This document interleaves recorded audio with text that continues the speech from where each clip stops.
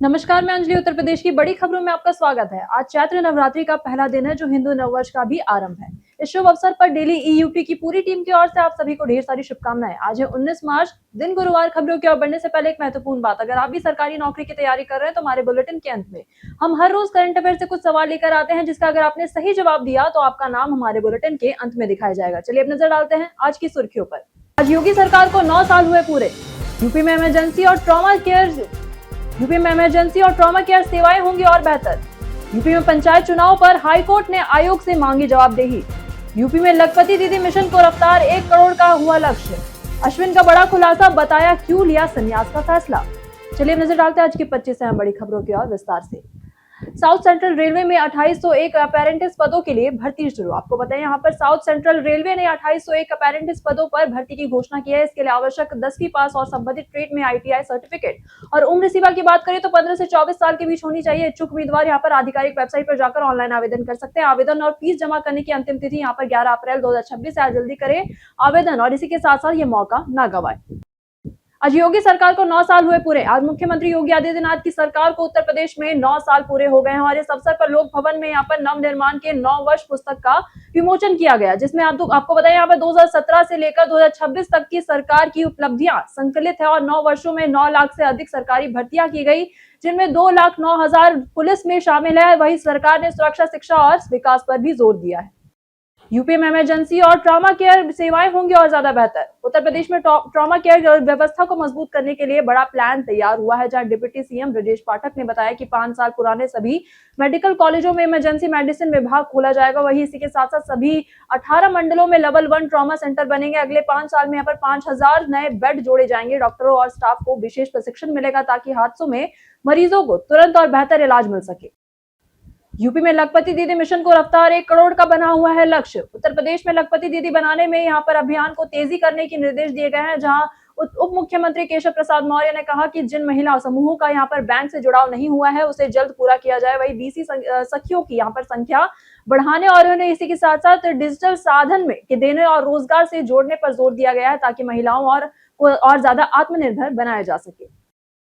राम मंदिर के 15 मंदिरों में आज 5,000 भक्त कर सकते हैं दर्शन। अयोध्या में राम मंदिर परिसर में 15 मंदिरों में यहाँ पर आज 5,000 भक्तों की पहली खेप दर्शन करेगी और यह आयोजन श्री राम यंत्र स्थापना समारोह के तहत किया जा रहा है, जहां सुरक्षा और निर्माण कार्य के चलते आम श्रद्धालुओं के दर्शन फिलहाल नहीं हो पाएंगे। वहीं रामनवमी मेला के बाद यहाँ पर आम भक्तों को दर्शन की सुविधा 15 अप्रैल के आसपास मिलने की संभावना है।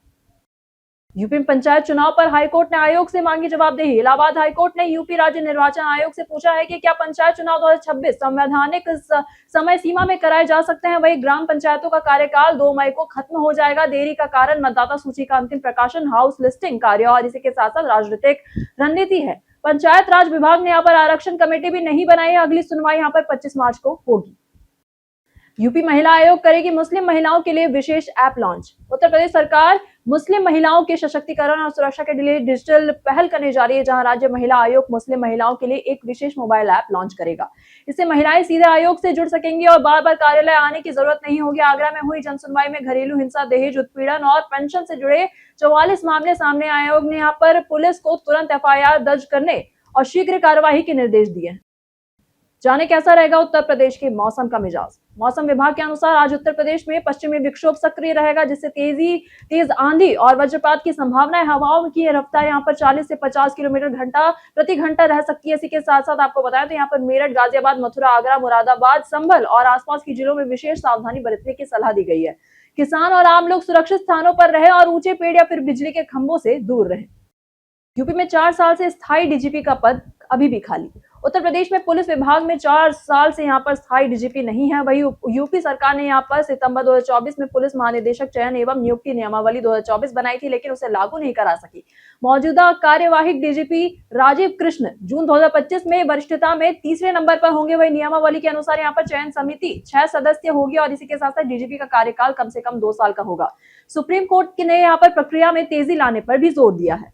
यूपी में वायु सुधार के लिए विश्व बैंक से $299 मिलियन का समझौता। उत्तर प्रदेश सरकार, भारत सरकार और विश्व बैंक ने यहाँ पर मंगलवार को नई दिल्ली में UP clean air management programme पर समझौता किया और ये $299.66 मिलियन की सहायता से परिवहन, उद्योग और कृषि क्षेत्रों में वायु गुणवत्ता सुधार और स्वच्छ तकनीक को बढ़ावा देगा। वही कार्यक्रम से यहाँ पर 3.9 मिलियन घरों को स्वच्छ खाना पकाने की सुविधा, एमएसएमई में स्वच्छ तकनीक और इलेक्ट्रिक बसों के विस्तार से प्रदूषण कम होगा। उत्तर प्रदेश पर्यटक स्थल में आज बात होगी विंध्याचल मंदिर की। यह मंदिर गंगा किनारे स्थित प्राचीन शक्तिपीठों में से एक है, जो कि मिर्जापुर में स्थित है, जहां माता सती के वामंग स्कंद का निवास माना जाता है। यहाँ मुख्य मंदिर, अष्टभुजा देवी मंदिर और काली खो गुफा मंदिर शामिल है, जिन्हें त्रिकोण दर्शन कहा जाता है। मंदिर में रोजाना 4 आरतियां होती है और हाल ही में बने विंध्याचल कॉरिडोर ने दर्शन और सुगम बना दिए हैं। वही नवरात्रि के समय यह स्थल लाखों श्रद्धालुओं से भरा रहता है। मंदिर तक पहुंचने के लिए ट्रेन और सड़क दोनों सुविधाजनक है। जेवर इंटरनेशनल एयरपोर्ट का उद्घाटन 28 मार्च को। उत्तर प्रदेश के जेवर में यहाँ पर इंटरनेशनल एयरपोर्ट का उद्घाटन 28 मार्च को प्रधानमंत्री नरेंद्र मोदी करेंगे। मुख्यमंत्री योगी आदित्यनाथ ने इसे प्रदेश की कनेक्टिविटी और आर्थिक विकास के लिए महत्वपूर्ण बताया। वही एयरपोर्ट से यात्रा और व्यापार आसान होंगे। सरकार के 9 साल में कृषि, एमएसएमई और रोजगार के क्षेत्र में भी प्रगति हुई है। नवरात्र तक इस उपलब्धि का उत्सव मनाया जाएगा। यूपी में 32,480 स्कूल बने निपुण। उत्तर प्रदेश सरकार ने निपुण भारत मिशन के तहत 32,480 प्राथमिक विद्यालयों को निपुण घोषित किया है। वही इसी के साथ साथ डीएलएड प्रशिक्षुओं द्वारा यहाँ पर कक्षा 1 और 2 के छात्रों की भाषा और गणितीय क्षमता का आकलन किया गया। वही इसी के साथ साथ निपुण विद्यालयों के शिक्षकों को यहाँ पर सम्मान मिलेगा और प्रत्येक स्कूल को 50-50 हजार रुपए की वित्तीय सहायता दी जाएगी। स्कूलों में निपुण विद्यालय का लोगो भी लगाया जाएगा। यूपी मोबाइल टीम से गांव में ही होगी गेहूं की खरीद। उत्तर प्रदेश में किसानों की सुविधा के लिए यहाँ पर गेहूं खरीद व्यवस्था को आसान बनाया गया है, जहां अब दूर दराज गाँव में भी मोबाइल टीम पहुंचकर मौके पर ही गेहूं की तौल और खरीद करेगी। इसी के साथ साथ किसानों को मंडी तक जाने की जरूरत नहीं पड़ेगी और उनका खर्च भी बचेगा। जिन गाँव में पर्याप्त गेहूं होगा वहां एक यह सुविधा दी जाएगी ताकि ज्यादा से ज्यादा किसान सरकारी रेट का लाभ उठा सके। मेरठ प्रयागराज गंगा एक्सप्रेसवे से यूपी में कनेक्टिविटी होगी आसान। उत्तर प्रदेश में मेरठ प्रयागराज गंगा एक्सप्रेसवे प्रदेश की कनेक्टिविटी को नया आयाम देगा, जहां करीब 594 किलोमीटर लंबा यह मार्ग मेरठ, हापुड़, बुलंदशहर, अमरोहा, संबल, बदायूं, शाहजहांपुर, हरदोई, उन्नाव, रायबरेली, प्रतापगढ़ और प्रयागराज जिलों को सीधे जोड़ेगा। 21 इंटरचेंज के जरिए यहाँ पर लखनऊ, कानपुर, आगरा समेत अन्य शहरों से भी यहाँ पर कनेक्टिविटी आसान होगी। इससे यात्रा समय कम होगा और इसी के साथ साथ औद्योगिक गलियारों के विकास में भी मदद मिलेगी। यूपी शिक्षक कर्मचारियों की बड़ी ग्रेच्युटी। आपको बताएं कि उत्तर प्रदेश सरकार ने एडेड माध्यमिक विद्यालयों के शिक्षकों और कर्मियों की ग्रेच्युटी की राशि यहां पर 20 लाख से बढ़ाकर 25 लाख रुपए कर दी है। वैसे के साथ साथ शासनादेश के अनुसार यहां पर 16 मार्च को ही जारी हुआ था। इससे लगभग 2.5 लाख शिक्षकों कर्मचारियों को यहां पर लाभ मिलेगा। महंगाई भत्ता मूल वेतन का 50% होने पर ग्रेच्युटी की अधिकतम सीमा अब 25 लाख रुपए होगी और ये सुविधा राज्य कर्मियों के समान मानक पर आधारित है और इसी के साथ साथ पिछले वर्षों से मांग पूरी हुई। रायबरेली में 15 मार्गों का डामरीकरण होगा। रायबरेली नगर पालिका 12.5 करोड़ रुपए की योजना से शहर की सड़कों का कायाकल्प करने जा रही है, जहां 15 प्रमुख मार्गों पर चौड़ीकरण, मरम्मत और इंटरलॉकिंग की जो काम है किया जाएगा। और इसी के साथ साथ अधिकारी स्वर्ण सिंह ने बताया कि ठेकेदारों को समयबद्ध तरीके से गुणवत्ता सुनिश्चित करने और हुए कार्य पूरा करने के निर्देश दिए गए हैं। इसमें खालसा चौक, अंबेडकर मूर्ति, सुल्तानपुर मार्ग और आईटीआई फैक्ट्री गेट समेत कई अन्य मार्ग शामिल हैं। उत्तर प्रदेश की फेमस पर्सनालिटी में आज बात होगी मिर्जा गालिब की। मिर्जा गालिब का असली नाम मिर्जा असदुल्ला बैग खान था। वे 27 दिसंबर 1797 को आगरा उत्तर प्रदेश में जन्मे। गालिब उर्दू और फारसी के महान कवि और लेखक थे। उनकी गजलों में प्रेम, जीवन दर्शन और समाज की गहरी झलक झलकती थी और इसके साथ साथ आपको बताया तो गरीबी के बावजूद उनका साहित्य आज भी लोगों को प्रेरित करता है और उर्दू साहित्य में उनका योगदान अमूल्य माना जाता है। प्रयागराज में यमुना पार क्षेत्र बन रहा है सौर ऊर्जा का हब। संगम नगरी में यमुना पार क्षेत्र में सौर ऊर्जा उत्पादन तेजी से बढ़ रहा है। मांडा क्षेत्र के देवरी गांव में 1100 करोड़ रुपए से 140 मेगावाट का नया सोलर पावर प्लांट स्थापित किया जा रहा है, जहां जिले की 500 एकड़ जमीन कंपनी को दी गई है। वह ये प्लांट 10% बिजली जनपद और 90% उत्तरी ग्रिड को देगा। वही अगले 3 से 4 महीने में यहाँ पर उत्पादन शुरू होने की संभावना है। रोजगार और व्यवसाय के अवसर भी यहाँ पर बढ़ेंगे। 1 अप्रैल से दिल्ली मेरठ एक्सप्रेसवे और NH9 टोल दरों में वृद्धि होगी। Delhi Meerut expressway, eastern peripheral expressway और इसी के साथ साथ NH9 पर 1 अप्रैल से टोल दरों में 5% वृद्धि होगी। जहां एनुअल फास्टैग की बात करें तो 3075 रुपए का होगा। वही कार, जिप और इसी के साथ साथ हल्के व्यवसायिक वाहनों की टोल दरें बढ़ेंगी।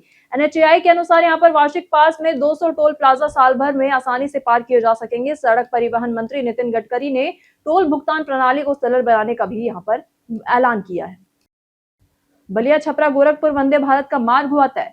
बलिया से छपरा होते हुए गोरखपुर गोमती नगर वंदे तक यहाँ पर वंदे भारत ट्रेन चलने की तैयारी लगभग पूरी हो गई है। इसी के साथ साथ रेलवे बोर्ड ने सहमति दे दी है और शेड्यूल तैयार कर लिया गया है और ये ट्रेन यूपी और बिहार की कनेक्टिविटी बढ़ाएगी। वंदे भारत एक्सप्रेस 100 किलोमीटर प्रति घंटे की रफ्तार से चलती है। इसमें बायो वैक्यूम शौचालय और इसी के साथ साथ आरामदायक सीटें होती है। अश्विन का बड़ा खुलासा, बताया क्यों लिया संन्यास का फैसला। पूर्व भारतीय स्पिन ऑलराउंडर रविचंद्रन अश्विन ने टेस्ट क्रिकेट में से संन्यास का खुलासा किया। उन्होंने बताया कि 2024 के ऑस्ट्रेलिया दौरे में पर्थ टेस्ट में यहाँ पर युवा वाशिंगटन सुंदर को मौका मिलने वाला क्षण उनके लिए निर्णायक रहा। इसके बाद उन्हें एहसास हुआ कि टीम में उनकी भूमिका समाप्त हो रही है। अश्विन ने साफ किया कि ये उनका खुद का फैसला था और टीम हमेशा खिलाड़ी से ऊपर है। हर महीने पाए तय आए, जाने एसबीआई एन्युटी डिपॉजिट स्कीम। आज के समय में लोग सिर्फ पैसे बचाने पर नहीं बल्कि उन्हें बढ़ाने पर भी ध्यान दे रहे हैं। ऐसे में स्टेट बैंक ऑफ इंडिया यानी कि एसबीआई की एन्युटी डिपॉजिट स्कीम एक भरोसेमंद विकल्प बन गई है। इसमें एक बार राशि जमा करने पर बैंक पर हर महीने निश्चित रूप रकम यहाँ पर भेजता है। इसी के साथ साथ उदाहरण के लिए 10 लाख रुपए जमा करने पर करीब यहाँ पर 25,000 रुपए प्रति माह मिल सकते हैं। वही यह निवेश सुरक्षित है और रिटर्न पहले से तय होता है और इसी के साथ साथ जरूरत पड़ने पर 75% तक लोन भी लिया जा सकता है। सैमसंग जल्द लॉन्च कर सकता है गैलेक्सी A57 5G और A37 5G।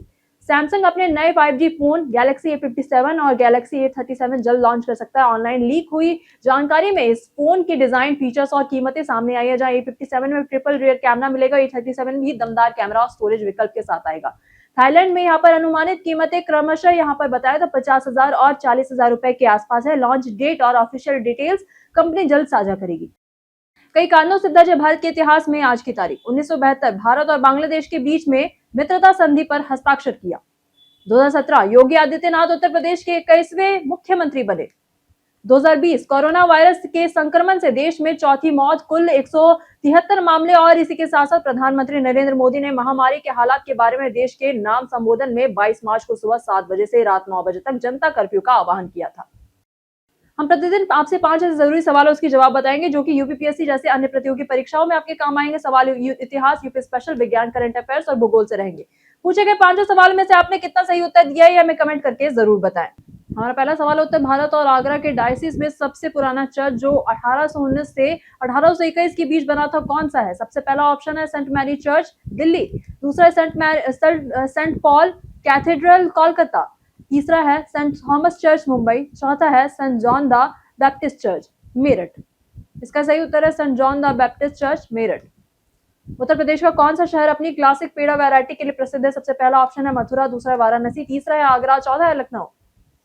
इसका सही उत्तर है मथुरा। अवध का स्वतंत्र राज्य किसने स्थापित किया और किसानों की सुरक्षा के लिए भूमि पर सुधार लागू किए। सबसे पहला ऑप्शन है आसफ उद दौला, दूसरा है सूजा उद दौला, तीसरा है वाजिद अली शाह, चौथा है सादत अली खान। इसका सही उत्तर है सादत अली खान। उत्तर प्रदेश में निम्नलिखित फसलों में से कौन सी सबसे कम औसत वर्षा की आवश्यकता रखती है। पहला ऑप्शन है गेहूं, दूसरा है चना, तीसरा है सरसों, चौथा है धान। इसका सही उत्तर है चना। एनपीसीएल मुख्य रूप से किस क्षेत्र को बिजली आपूर्ति करती है। पहला ऑप्शन है ग्रेटर नोएडा, दूसरा है लखनऊ, तीसरा है मेरठ, चौथा है आगरा। इसका सही उत्तर है ग्रेटर नोएडा। बीते दिन बहुत से लोगों ने हमारे वीडियो को लाइक किया था। जिन्होंने हमारे वीडियो को लाइक किया था साथ ही साथ सवालों के जवाब भी दिए थे उनके नाम है स्वतंत्र यादव, संजय कुमार, पवन पाल, सुनील सिंह, विजय सैनी, आशीष सोनी, श्रवण कुशवाहा, रमेश गुप्ता, विश्वनाथ सिंह, रिंकू कश्यप। और एक साथ बढ़ते हैं आज के सवाल की और आज का सवाल है कि आपके हिसाब से यूपी में सबसे शांत और हरा भरा शहर कौन सा है। अपना जवाब हमें हमारे कमेंट सेक्शन में लिखकर जरूर बताएं। आज के लिए बस इतना ही। उत्तर प्रदेश की तमाम खबरों के साथ बने रहने के लिए देखते रहे डेली यूपी। साथ ही अगर आप यूट्यूब चैनल पर देख रहे हैं तो चैनल को सब्सक्राइब करें। अगर आप फेसबुक पेज पर देख रहे हैं तो लाइक और फॉलो बिल्कुल करें।